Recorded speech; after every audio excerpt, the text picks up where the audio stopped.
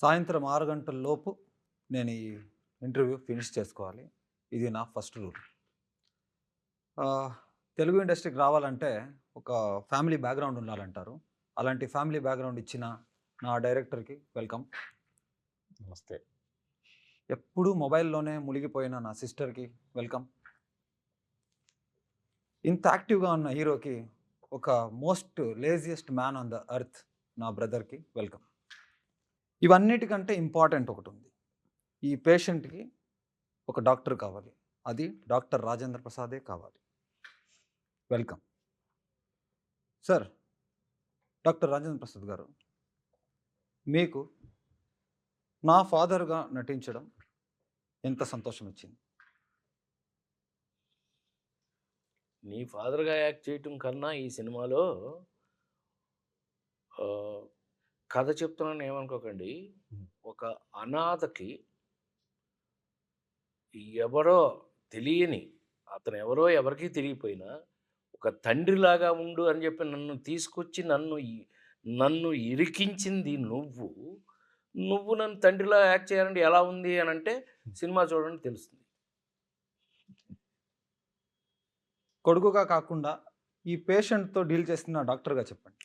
Then I felt very happy. ఎందుకనంటే బ్రహ్మాండంగా psychological film అయింది.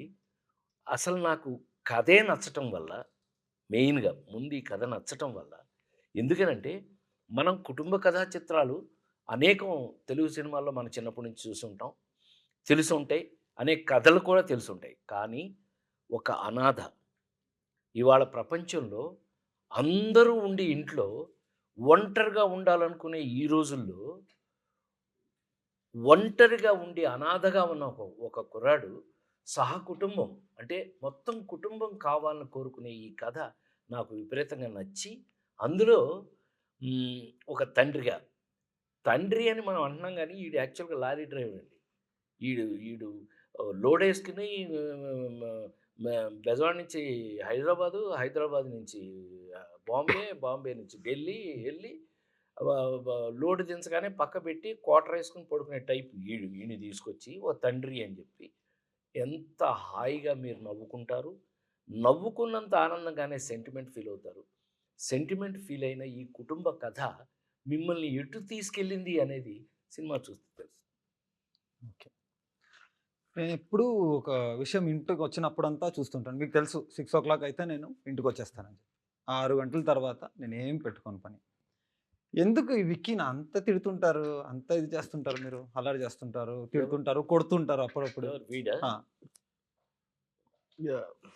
ఏయ్! నువ్వు చెప్పు. నవ్వకు. చెప్పు, అడిగాడుగా చెప్పు. అంటే నేను చాలా బుద్ధిగా ఇంట్లో అన్ని పనులు చేస్తాను. అందుకే ఏంటి అన్ని పనులు? అన్ని పనులు చేస్తావా? ఎక్స్క్యూజ్ మీ, అన్ని పనులు? అన్ని పనులు చేసి నీకు వండి పెడితే తినడమే ఒక పనా నీది? అంతే. అన్ని పనులు అన్ని తినడమే పని. ఓ అలా. చూడు మనిషి చూసావు, సైజ్ చూసావు ఎలా అయిపోయాడు. కొంచెం సన్నబడ్డా. అవును, అని నీకు నువ్వే అనుకుంటున్నావు సన్నబడ్డాను. అదే కాదు. నువ్వు నవ్వకు. మరీ లూజ్ అయిపోయి ఒక లేజీ అని తెలుసు. క్వశ్చన్‌కి ఆన్సర్ కూడా చెప్పనంత లేజీ అని తెలియదు. Okay, stop. కరెక్ట్గా చెప్పాను. ఈ క్వశ్చన్ పూర్తి ఆన్సర్ కూడా చెప్పలేదు, అంత లేజీ వీడు. మీ వైపు చూస్తే మీరు ఏదైనా చెప్తారని మీ వైపే చెప్పాడు. ఇంత లేజీగా ఉండి నీకు ఇంత పెద్ద ఛాన్స్ ఆయన పక్కన బట్ కూర్చొని లక్కీగా this character will give you very very very situational comedy అనేది ఈ సినిమాలో ఇతని వల్ల ఎక్కువగా వస్తుంది. నైస్. ఎప్పుడు నేను సెట్లో కానీ రియల్ లైఫ్లో కానీ మీరు ఎక్కువ మొబైల్ యూజ్ చేసింది నేను అస్సలు చూడలేదు. అంటే చాలా తక్కువ. అప్పుడు ఎలా ఎవరికైనా కాల్ చేయాలంటే ఎస్టీడీ దాకా వెళ్ళి అక్కడ లైన్లో నిల్చొని బుక్ చేసి లైన్లో నిల్చుకొని ఒకడు మాట్లాడేదాకా వెయిట్ చేసి ఆ బిల్లు వస్తే బిల్లు కట్టి అలా వెళ్ళేవారు. సో ఇప్పుడు కూడా అదే ఒక అంతే ఇంపార్టెన్సీగా మీ ఆ మొబైల్ని యూజ్ చేస్తున్నారు. అంటే ఎంత దాకా ఉండాలి? ఎంతవరకు అవసరం? 24 అవర్స్ దాటి ఇంకొక అవర్ ఏమైనా ఎక్స్ట్రా వచ్చిందంటే ప్రపంచంలో 25 అవర్స్ అయినా ఒక రోజుకి ఆ మొబైల్ యూజ్ చేస్తూనే ఉంటుంది ఈ అమ్మాయి. దీన్ని చెల్లిగా నువ్వు పట్టుకొచ్చావు మరి. సారీ, కథ చెప్పకూడదు ఇక్కడ. మొబైల్ని మార్చట్లేదు గురుగారు, మొబైల్ బ్యాటరీలు మార్చేస్తుంది. నేనే ఆ మొబైల్లో ఎవరితో మాట్లాడుతున్నావు, ఎవరికి మెసేజ్ చేస్తున్నావు, ఒక అన్నగా అడుగుతున్నాను, ఒక నాన్న ముందు, ఒక తమ్ముడు ముందు, పెద్ద ఎవరో ఒక్కడికి పర్టికులర్ అదేం లేదు, ప్రపంచం ఎవరు దొరికితాడికి. అంత లేదు. నేను నా క్యారెక్టర్ బట్టి వీడియోస్ టిక్ టాక్స్ చేస్తూ ఉంటాను. టిక్ టాక్ బాగానే అయిపోయింది కదా, అది ఎలా ఇప్పుడు కూడా టిక్ టాక్ ఇన్స్టాగ్రామ్ చేస్తున్నాను. లో కూడా కంటెంట్ ఉంటది, యూట్యూబ్ కంటెంట్ ఉంటది, ఫేస్బుక్ కంటెంట్ ఉంటది, మనకి సోషల్ మీడియా లేదా? మొబైల్ ఎన్నో ఫోన్ దానికి తెలిసినది మనకు తెలుసు. నేను అదే చెప్తాను, నువ్వు నన్ను ఏమన్నా ఫోన్ ఫోన్ చూశాను, అవును మోస్ట్ అప్డేటెడ్ ఫోన్. ఫోన్ వచ్చి అది ఇంపార్టెంట్ అయితే మాట్లాడతాం, లేకపోతే నేను షూట్ చేసేటప్పుడు ఎప్పుడైనా నా చేతిలో ఫోన్ చూసావు? ఎప్పుడు చూసాను? నేను నిజంగా నా చేతిలో ఫోన్ నువ్వు చూసావు ఎప్పుడైనా? నేను పెట్టుకోను. మీరు నా క్యారెక్టర్ అలానే రాశారు, నేను అదే అలానే నువ్వు character గురించి చెప్పు. నిజంగా don't take it personal. నువ్వు వెంటనే personal తీసుకో. క్యారెక్టర్ లోనే ఉన్నాను. అయితే కానీ అయితే కూడా భలే గురుగారు, పండింది అయితే కూడా ఈ అమ్మాయి ఇంత మోడర్న్ గా ఉన్నా కానీ ఇంటి నుంచి ఎప్పుడు బయటికి వెళ్ళడం, సారీ, ఇంటి నుంచి ఎప్పుడు బయటికి వెళ్ళదు కదా, అది ఒక మంచి విషయం కదా గురుగారు. వెళ్ళదు. ఎంత మొబైల్ యూజ్ అంటే చేసినా నువ్వు వెళ్ళని ఇవ్వలేదు. అది మీరు సినిమాలో చూస్తూ తెలుస్తుందండి, ఎన్ని రకాలు, ఎన్ని ఫన్లు, ఎన్ని రకాల చేష్టలు మీకు తెలుస్తాయి. బట్ ఎనీవే నైస్ మంచి క్యారెక్టర్, సంథింగ్ స్పెషల్, ఎలా కొత్త అనిపించింది? రకమైన చెల్లి. ఎలా అనిపించింది నాన్నకు డాక్టర్ గా యాక్ట్ చేయడం? నాకు ఆయన డాక్టర్ గా యాడ్ చేయడం ఒక అదృష్టం. ఇలాంటి అదృష్టం ఎప్పుడు దొరకలేదు. అలాంటిది నేను ఆయన దగ్గర నుంచి చాలా చాలా నేర్చుకున్నాను, ఎవరితో ఎలా ఉండాలి. అండ్ బట్ ఒక్క విషయం మాత్రం నేర్చుకోలేదు కదా నువ్వు, ఏంటది? మొబైల్ యూజ్ చేయకూడదు ఎక్కువ అని. క్యారెక్టర్ అలాంటిదండి, నేను చేసేసాను. నాకు ఎప్పుడు కంటెంట్ చేయాలి, అదే ఉంటది. ఎన్ని గొడవలు నేను అవుతుంటాయి ఇంట్లోనే మీ ఉంటాను, పక్కన. ఇంట్లోనే బతుకుతాను, అందరం ఇంట్లోనే ఉంటాం, ఇంకేం చేయాలి ఇంట్లో? చెప్పు. ఎన్ని గొడవలైనా ఇక్కడ మీరు చెప్పాలి. ఇక్కడ కొట్లాడుకుని చచ్చిపోతున్నారు, ఈ అమ్మాయి దాంట్లో ఒక కంటెంట్ వెతుకుతుంది తప్ప దాన్ని వచ్చి ఒక సాల్వ్ చేద్దాము అదంతా ఏం లేదు. చిన్న పిల్ల కదా పాపం. ఓకే, వయసు. ఈ రాశారు అని రాసేది కొంచెం చిరాకు గురుగారు. నాకు ఎన్నో ఎగ్జామ్లలో ఫెయిల్ అయ్యాను, రాయలేక ఫెయిల్ అయ్యాను. ఇక్కడ తెలిసినా ఇక్కడ రాసేటప్పుడు ఏదో ఒక ఆలస్యం, ఏదో ఒక నిద్ర వచ్చేస్తుంది. ఆ బుక్ చూస్తే అలాగే ఒక స్లీపింగ్ పిల్స్ టాబ్లెట్ తాగినలాగా ఒక ఫీల్. ఈ ఫ్యామిలీని అంతా ఇంత చక్కగా రాసి ఇంత అంటే నన్ను ఒక సైకోని ఇంట్రొడ్యూస్ చేసి, Character. ఒక ఫ్యామిలీని ఇంట్రొడ్యూస్ చేసి, ఏమీ తెలియనట్టు కూర్చున్న ఒక స్వామి దగ్గర క్వశ్చన్, ఇదన్నీ చేసి ఇంత సైలెంట్ గా ఎలా ఉండగలరు, ఎలా ఉన్నారు? ఎలా ఉన్నారు? అంటే అది మీ అందరిని చూసి ఆ ఫన్ ఎంజాయ్ చేస్తూ ఇంకో మాట రావట్లేదు నోట్లో నుంచి, అలా చూస్తూ ఉండిపోవాలనిపిస్తుంది ఆ ఎంటర్టైన్మెంట్ అందరినీ చూస్తుంటే. అంటే ఒక అనాథగా ఎమోషన్సే గుర్తించలేని వాళ్ళకి ఇన్ని ఎమోషన్స్, ఒక్కరి సైడ్ నుంచి ఒక్కరి ఎమోషను, అది డిఫరెంట్ టైంలో డిఫరెంట్ ఎమోషన్స్, ఆ కన్ఫ్యూజను, ఆ ఎమోషన్స్, ఆ ఫన్ చూసి అలా చూస్తూ ఉండిపోవాలి తప్ప నోట్లో నుంచి మాట రావట్లేదు. గురువు నాకు అప్పుడప్పుడు అనిపిస్తుంది ఈయనేమో ఈయన క్యారెక్టరే నాకు రాశాడు.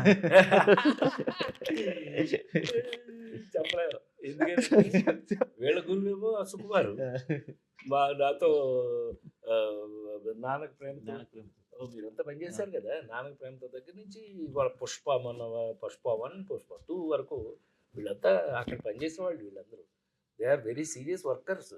అట్లా కనపడుతున్నాడు కానీ ఉప్పెన తీసాడు ఎవరైనా మీతో నీ బ్యాచ్మేట్ బుచ్చిబాబు, వీళ్ళంతా బ్యాచ్, అంతా సుకుమార్ బ్యాచ్. ఇది అక్కడ పనిచేసిన వాళ్ళు వీళ్ళందరూ.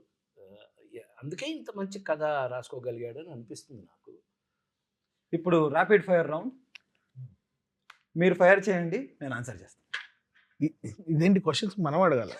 ర్యాపిడ్ ఫైర్ అదే కదా డిఫరెంట్. ఒక సైకో అంటే అదేమంటే పైగా క్వశ్చన్ అడగమంటారు, డాక్టర్ గారు, ఫైర్ అంటున్నాడు. డాక్టర్ గారు, ఫైరే నేను ఒక సైకలాజికల్ క్యారెక్టర్ చేసినాడు, ఒక పిచ్చాడు, రివర్స్ గేమ్ ఆడుతున్నాడు. ఇక్కడ అదో అందరూ ఇక్కడ నుంచి క్వశ్చన్ విసిరితే నేను అక్కడి నుంచి ఎక్స్పెక్ట్ చేస్తున్నాను. అబ్బా, ఫస్ట్ But ఏమైనా ఈ పేషెంట్ కి ఆ డాక్టర్ నుంచి ఒక ఏదో క్వశ్చన్. నిన్ను అక్కడ కూర్చోబెట్టారు కానీ నాయన, నువ్వు కూడా ఆన్సర్ చేయవలసిన వాడివే. రేపు సినిమా చూసేటప్పుడు నువ్వే హీరో అనే విషయం మర్చిపోకు. అయినా నువ్వు ఉండండి గురుగారు, ఇంకొక నిజం చెప్పాలి. నేను సెట్లో ఒక లౌడ్ వాయిస్ వచ్చేది, హీరో గారు ఇంకో హీరో గారు ఇంకో ఎవరిని అనేవారు అలా మనం కెమెరామెన్ మధు ఫస్ట్ డే నుంచి లాస్ట్ హీరో గారు ఎవరిని అన్నారు మా సెట్లో మీకంటే పెద్ద హీరో ఎవరు సార్ ఈ ఇంటర్వ్యూలో పెద్ద హీరో ఎవరు ఇక్కడ దాకా తీసుకొచ్చి ఇది చేస్తున్నారని హీరో అంటే అని దాంట్లో పెద్ద మనం సాధించేది ఏముంటుంది కానీ నా దృష్టిలో ఎప్పుడు కూడా ఇది 48 సంవత్సరాల సినిమా జర్నీలో హీరో అంటే ఏంటి తెలుసా? పెద్ద ఆయన కాలం నుంచి నేను చెప్తుంది ఎన్టీ రామారావు గారి కాలం నుంచి చూసిన వాడిని కదా నేను. కథకి ఎవరు నాయకుడైతే వాడే కథానాయకుడు. కథానాయకుడు ఈజ్ నథింగ్ బట్ హీరో. ఆ కథకి ఇప్పుడు ఆ నలుగురు సినిమా ఉంది. ఆ నలుగురు సినిమాలో నేను ముసలాడు వేషం, ఫాదర్ క్యారెక్టర్. అంత మాత్రం చేత నన్ను ఆ కథకి నాయకుడు నేనే. కరెక్ట్. సో నేనే కథానాయకుడు నా సినిమా. అట్లా కథకి ఎవరు నాయకుడు? ఇప్పుడు ఈ సినిమాలో నువ్వు అనాథ, నువ్వు సహ కుటుంబం కావాలని కోరుకున్నావు, నువ్వు కథానాయకుడు, నువ్వు హీరో. అట్లా అనుకోవాల్సిందే తప్పితే అంతకన్నా ఎక్స్ట్రాడినరీగా తీసుకోవడం నాకు పెద్ద ఇష్టం ఉండదండి. ఆడియన్స్కి ఒక చిన్న విషయం చెప్పాలనుకుంటున్నాను. ఇది ఒక చిన్న ఎగ్జాంపులే. ఒక చిన్న క్వశ్చన్కి వాడు ఇచ్చిన ఆన్సర్. నాకు వచ్చిన కాంప్లిమెంట్స్ ట్రైలర్ చూసిన తర్వాత కొత్త లేదు. ఈ హీరో ఎలా అవ్వాలి, హీరో ఎలా ఉండాలి, హీరో ఏం చేయాలి, హీరోకున్న బాధ్యతలు ఏంటి, అదన్నీ నేర్పిన డాక్టర్ రాజేంద్ర ప్రసాద్ గారు. నేను నా లైఫ్ మొత్తం మీకు రుణపడి ఉంటాను సార్. ఈ సినిమా ఎప్పుడు నేను మర్చిపోలేను. క్యారెక్టర్ నాకు తెలుసు. ఉదయ్ నాకు కథ చెప్పిన దగ్గర నుంచి ఆ క్యారెక్టర్ నాకు తెలుసు. ఆ క్యారెక్టర్ మీద రన్ అవుతుంది ఎలా అని నాకు తెలుసు. తమ్ముడు కాదు, చెల్లెలు కాదు, తండ్రి కాదు, తల్లి కాదు. కానీ ఒక అనాథగా ఉండి ఎలా తీసుకోవాలి దాన్ని అనే దాంట్లో నీతో పాటు నేను కూడా సహాయం చేశానేమో నాకు చేతనైనంతలో.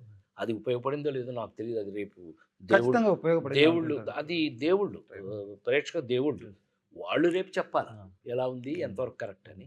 అయితే కనుక దెన్ వీఆర్ సక్సెస్ఫుల్.